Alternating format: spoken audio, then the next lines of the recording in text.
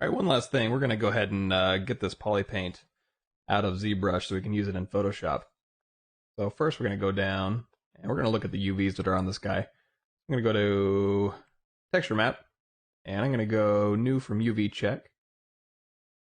And you'll see that these are the basic UVs that I did in Hedis. Just real quick. I'm going to turn that texture off.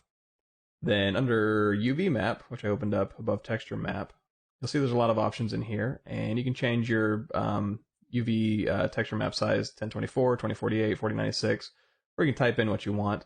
Here's the UV map border at 4, which is fine. So we'll keep that at 2048. And down here under texture map, we're just going to go new from poly paint.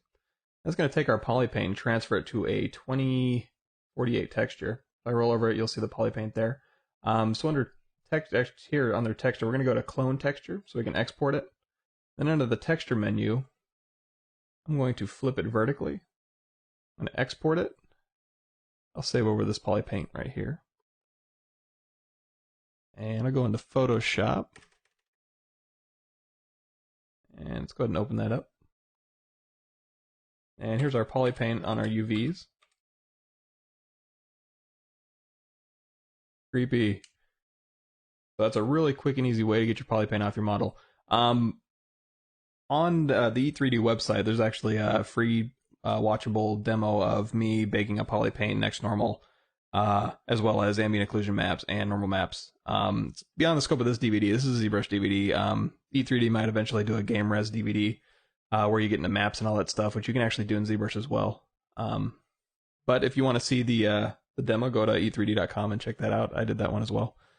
But for now, what you can also do, and turn our texture off, and we'll grab a flat color, and we'll go up to masking, and you can mask by ambient occlusion, or you can mask by cavity. We'll just do a quick cavity mask.